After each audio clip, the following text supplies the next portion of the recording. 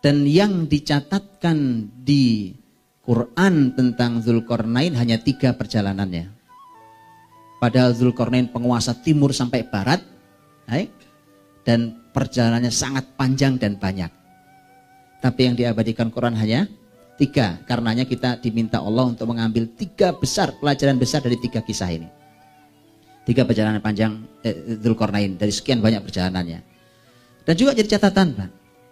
Pemimpin kayak Dzulqarnain itulah sebenarnya yang menjadi sebuah contoh yang baik yang ditiru oleh Rasul dan para sahabat. Apa ada pemimpin seperti Dzulqarnain besar kekuasaan di mana-mana terus dia duduk aja di istananya gitu? Gak ada, Pak. Dia jalan dia keliling, Pak, jalan. Begitu pemimpinnya, Pak. Dan tahu kan? Yang paling terkenal di kita Umar bin Khattab. Kalau malam keliling, bukan cuma Umar padahal, Pak. Itu ditiru oleh khulafa setelahnya. Para khalifah juga niru. Itu diajarkan oleh Rasul. Sahabat lihat sendiri. Nabi sendiri malam hari gak ada orang, Pak. Ya kan? Dan kisah itu dinukilkan oleh Aisyah umpamanya yang dibangunkan Allah oleh kecemburuannya. Itu ada hikmahnya. Kalau enggak ada yang menukilkan kisahnya untuk kita kan. Jadi Allah bangunkan dengan kecemburuannya, bangun. Kemana Nabi? Ternyata Nabi bukan cuma melihat umatnya, Pak. Nabi itu datang ke kuburan sahabat yang dimakamkan di Baqi. Mereka yang sudah meninggal pun masih Nabi sambangi di malam hari sendiri. Nabi memohonkan ampun untuk mereka. Coba kurang lembut bagaimana hati seperti ini. Bahkan ketika suatu dalam hadis sahih riwayat Muslim juga disebutkan bahwa ketika Rasulullah SAW para orang-orang di Madinah suatu malam mendengarkan teriakan orang minta tolong, beberapa sahabat sudah keluar nuntun kuda dan pedangnya untuk menolong apa yang terjadi. Ternyata dari kejauhan sudah ada yang datang, ternyata Rasul mengatakan lan tura'u. Kata Nabi, tenang. Sudah gak ada yang takut lagi, sudah semua udah beres. Lihat, sahabat baru niat menolong saudaranya, Nabi sudah selesai nolong saudaranya, Pak. Itu pemimpin, Pak. Itu pemimpin asli. Orang lain baru niat baik, alhamdulillah itu dapat pahala kan. Tapi sang pemimpin sudah selesai menolong rakyatnya. Orang pemimpin kok tidur aja, Pak. Saya kadang-kadang bingung, Pak. Kalau saya pernah nanya kan saya waktu di sebuah kota begitu, ini jalannya hancur, Pak. Jalannya hancur banget. Sampai saya bilang ke teman-teman yang jemput saya, ini Pak Bupati nggak pernah lewat sini ya, Pak? Oh, lewat sini Ustadz, ini jalan satu-satunya kalau mau keluar kota. Nah, ini jalan kayak begini masa Pak Bupati lewat? Pak Bupati itu Ustadz kalau naik dari rumahnya naik kendaraan itu tidur, tahu-tahu sampai tempat. Nah, itu makanya dia nggak pernah tahu jalannya rusak. Ini guyonannya teman-teman saking jengkelnya ini, Pak. Pak Bupati itu tidur, Ustadz. Jadi dia nggak tahu jalan terus, malah enak gitu kan. Nah, itu, Pak. Makanya Bapak Ibu dirahmati Allah SWT, itulah itu ya, kenapa kemudian kepemimpinan dalam Islam itu pemimpinnya memang jalan, Pak. Jalan, Pak. Subhanallah, di semua, Pak. Dan antum lihat berapa banyak kebijakan yang dibuat oleh Khalifah Umar bin Khattab setelah dia jalan malam. Bahkan beliau bisa mengubah sebuah keputusan penting negara hanya gara-gara efek jalan malam. Saking tidak mau beliau sebagai pemimpin nanti ditanya di hadapan Allah, kok ada satu rakyatmu yang kamu dolimi? Satu, Pak. Oh, satu itu masih manusia, wong kambing saja jadi pertimbangan kan zaman Umar.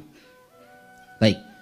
Karena itu beliau jalan, Dzulqarnain pun jalan. Ini jalannya karena pemimpin besar, Pak, keliling bumi. Ya, keliling bumi. Zaman itu coba bayangkan, pakai apa kelilingnya? Keliling bumi pasti pakai laut. Saat itu, Pak, ya kan?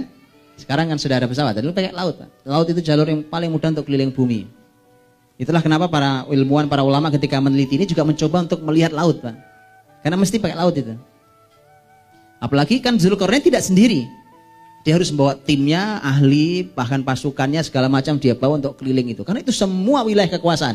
Mana saja wilayah yang diamanahkan Allah pada kita, maka semua harus disambangi, Pak. Makanya saya bilang jangan jadi presiden, Pak.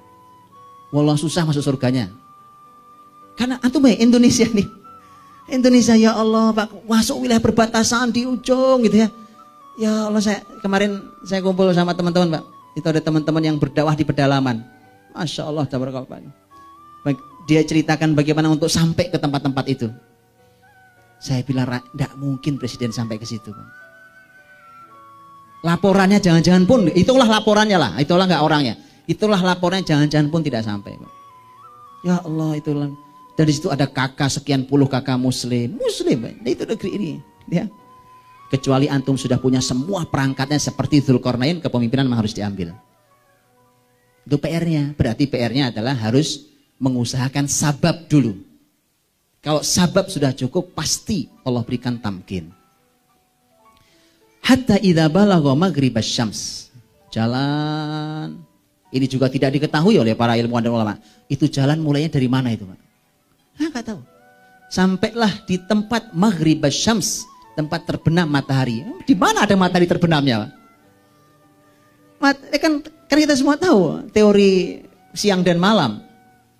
Emang di mana matahari ngumpetnya kan? Orang ini bulat begitu muter. Hatta idza balagha maghribasy syams. Wajadaha taghrubu fi 'ainin hami'ah.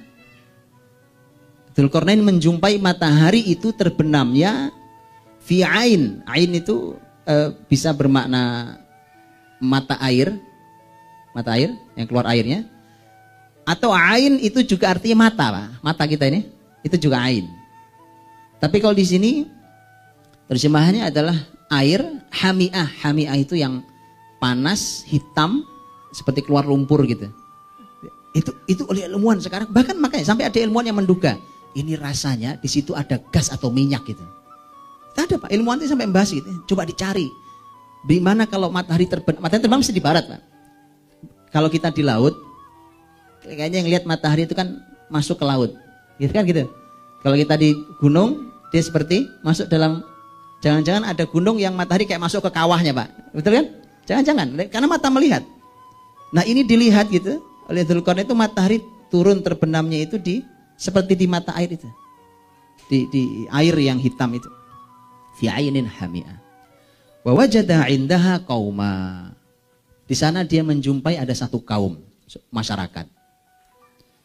Qulna ya Dzulqarnain, imma an tu'adzib wa imma an tattakhidha fihim husna. Wahai Dzulqarnain, kau punya dua pilihan sekarang. Ini beliau dengan para stafnya nih, Pak. Dzulqarnain, kau punya dua pilihan. Kau azab mereka, kau siksa mereka, hukum mereka, atau kau perlakukan dengan baik. Dua pilihan. Dengan kalimat inilah para ulama mengambil kesimpulan bahwa masyarakat yang ditemui Dzulqarnain itu masyarakat kafir. Masyarakat yang tidak beriman. Ya. Masyarakat yang tidak beriman itu oleh Dzulqarnain, maka kan Dzulqarnain punya pilihan, Pak. Pilihannya adalah mau dihukum karena mereka tidak beriman, atau mau diperlakukan dengan cara baik. Dzulqarnain kemudian menjawab. Jadi kalimat dan ini menjadi kaidah kepemimpinan luar biasa. Qala amma man zalam.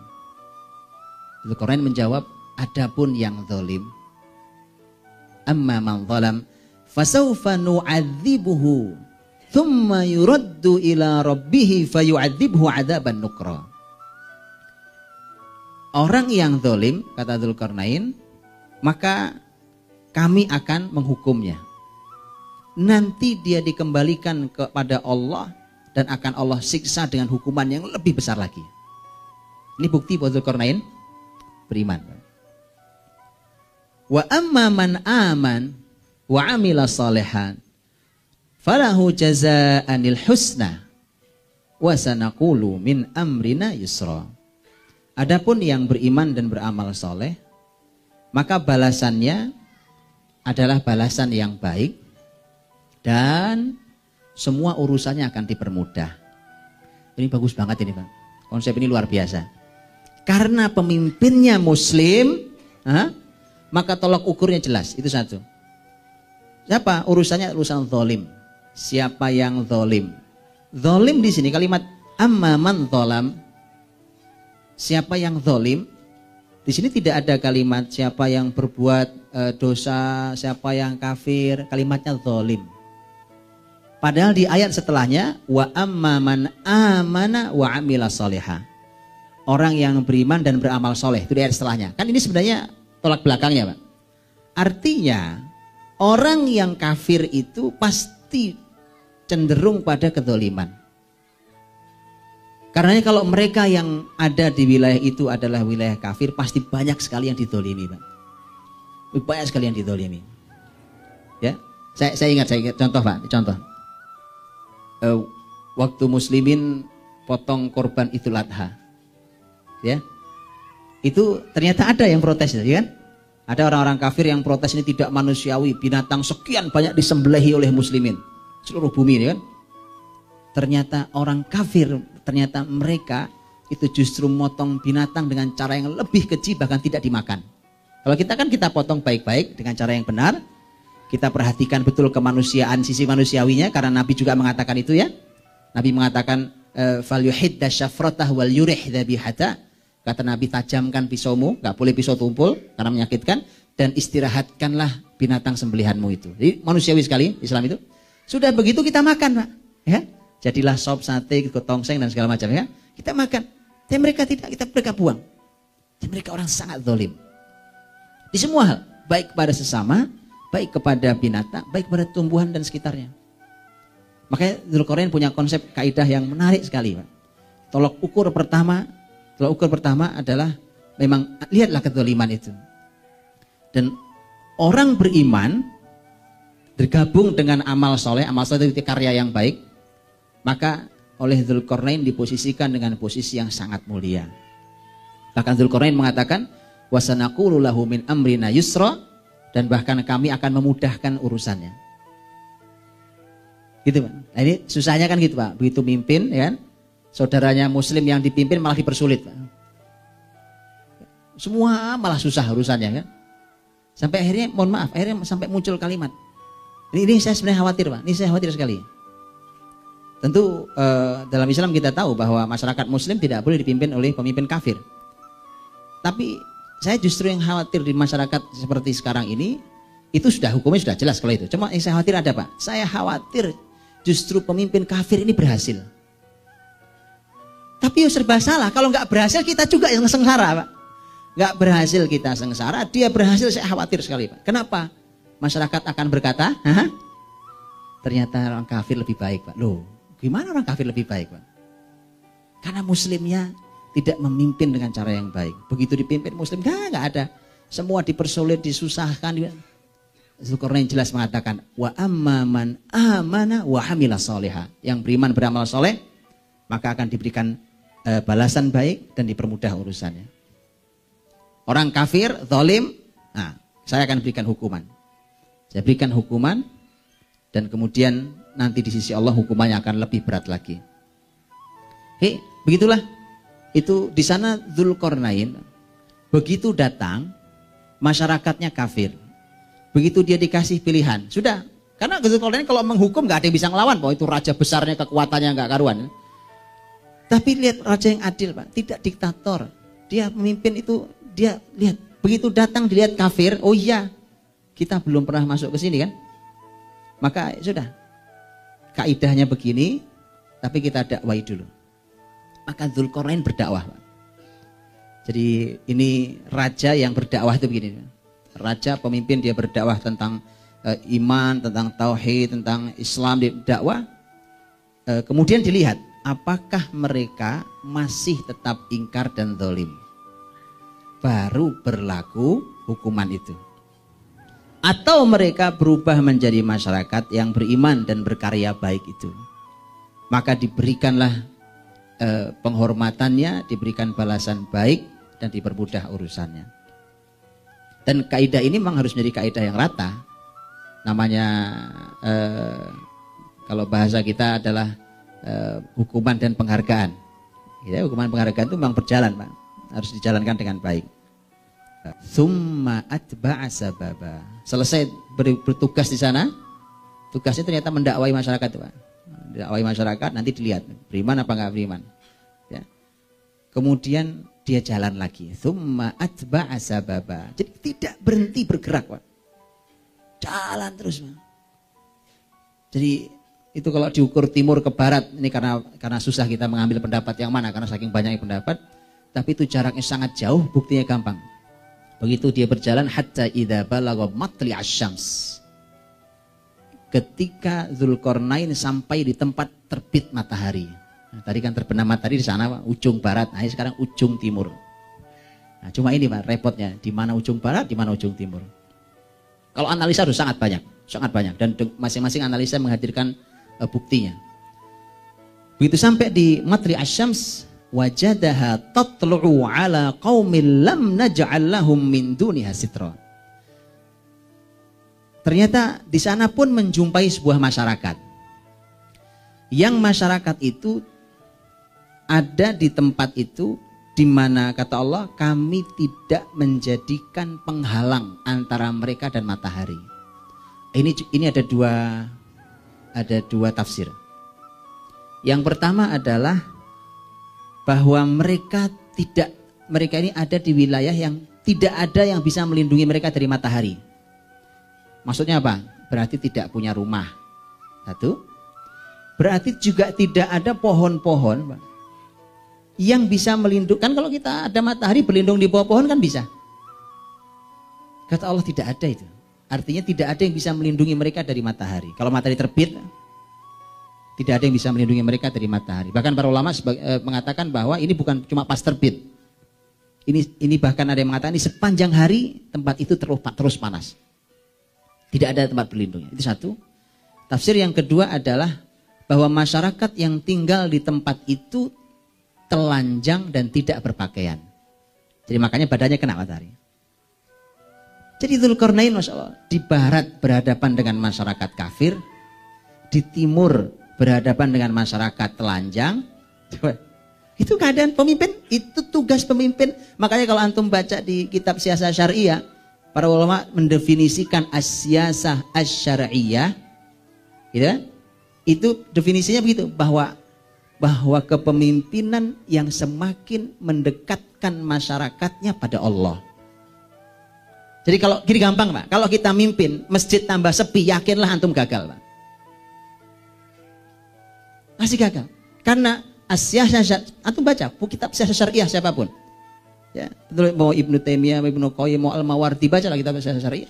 Itu selalu jadi definisi para ulama, bahwa kepemimpinan yang menghantarkan masyarakat lebih dekat pada Allah Subhanahu wa taala.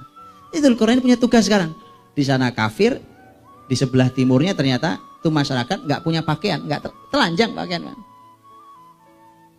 Tapi anehnya kisahnya, Pak. Lihat kisahnya. Kadzalik wa qad ahatna bima ladaihi khubra. Demikianlah, dan sesungguhnya ilmu kami meliputi segala apa yang ada padanya. Ini di terjemahan bahasa Indonesia kita ya. Selesai, kisah timur selesai. Terus kemudian nanti pindah lagi. Tsumma atba'a sababa, pergi lagi Dzulqarnain. Coba pertanyaannya muncul, Pak. Pertanyaannya muncul, Pak. Loh, kalau yang di barat tadi jelas, Pak. Dzulqarnain dakwah dulu. Oke, dakwah dulu. Kemudian karena Dzulqarnain sudah punya kaidah, pokoknya yang tetap kafir saya hukum. Yang berubah jadi beriman, beramal soleh, saya berikan penghargaan, saya permudah semua urusannya. Tapi begitu sampai di masyarakat telanjang, tidak ada itu kalimat itu, Pak. Sehingga bahkan tidak disebutkan Dzulqarnain terus apa tindakannya terhadap masyarakat telanjang yang di timur itu. Antum pilih sekarang, Dzulqarnain langsung pergi atau Dzulqarnain memperlakukan yang sama dengan orang di barat? Sama atau pergi? Jawabannya sama. Dai, Pak. Mosok dai meninggalkan umatnya, Pak.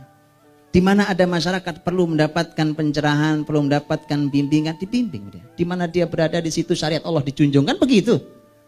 Mana ada pemimpin besar seperti Dzulqarnain lari dari tanggung jawab? Itu bukan Dzulqarnain. Ini seorang pemimpin yang bertauhid ini. Cuma dari mana kita tahu bahwa Dzulqarnain memperlakukan hal yang sama, didakwai dulu, nanti kalau ada yang baik diberi penghargaan, kalau yang ternyata tetap jahat maka akan diberi hukuman. Jawabannya cuma dikatakan dzalik itu. Yang kalau ini memang susahnya terjemahan bahasa Indonesia, Pak. Kadzalika itu terjemahannya demikianlah. Padahal kalau dalam bahasa memang susah terjemahannya bagaimana, Mon? Kaf itu, kaf yang kadzalik, kaf yang di depan itu para ulama mengatakan litashbih. Tashbih itu ini untuk perumpamaan yang serupa dengan yang sebelumnya. Itu kafnya. Jadi bayangkan, itu tidak perlu diurai panjang lebar oleh ayat, nggak perlu diulangi dan kemudian Zulkarnain dakwah, kemudian berkata itu lagi kelamaan, Pak. Quran ini untuk orang-orang pintar, Anda tahu ya? Quran ini untuk orang-orang pintar, orang-orang yang berakal. Di Quran ini, makanya cuma dikasih huruf kaf, di situ terjawab bahwa Zulkarnain melakukan hal yang sama dengan yang dilakukannya di barat. Kadzalika wa qad ahadna bima ladaihi khubra thumma atba'a sababa. Kemudian berjalan lagi, Pak. Pemimpin yang nggak pernah diam, dikeliling, karena itu semua kekuasaan dia. Semua kekuasaan dia.